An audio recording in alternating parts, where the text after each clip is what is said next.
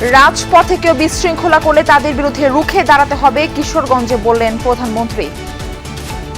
যারা এই দেশের মানুষের জন্য নেওয়া বাস্তব পদক্ষেপগুলোতে বিশৃঙ্খলা তৈরি করবে, তাদের ব্যাপারে আমাদেরকে সতর্ক থাকতে হবে। মৎস্যপক্ষ উপলক্ষে পুকুরে পোনা অবমুক্ত।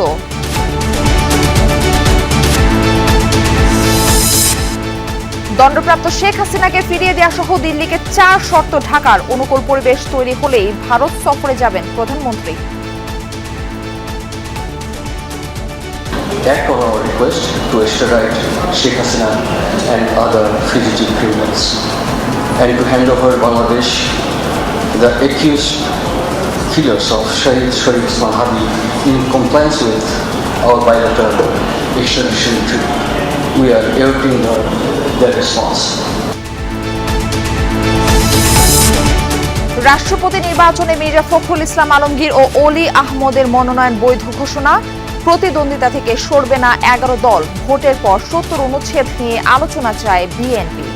আপনাদেরকে আনন্দের সাথে জানাচ্ছি যে আমাদের প্রার্থী মির্জা ফখরুল ইসলাম আলমগীর 23তম বাংলাদেশের রাষ্ট্রপতি নির্বাচনের প্রার্থী হিসেবে বৈধ ঘোষিত হয়েছে।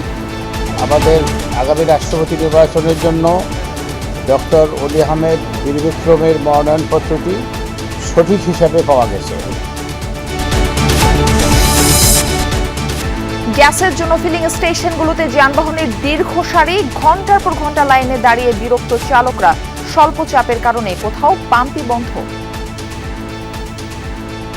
এই সকাল 5টায় উঠে সিরিয়াল লাগাইছি, এখনো পাম্পে যাইতে 1 ঘন্টা লাগবে। পাম্পের ভিতরে যায় দেখবো যে গ্যাস ঢুকতেছে 200 থেকে 250 টাকা। তেলও পাচ্ছি না, যে তেলও মানে আমাদের সীমিত দেয়।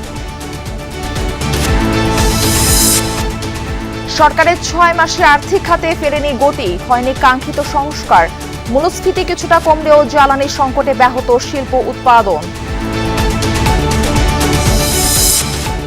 ইয়েমেনে সরকারি বাহিনীর সাথে নতুন করে সংঘর্ষে জড়িয়ে পড়েছে হুতি বিদ্রোহীরা।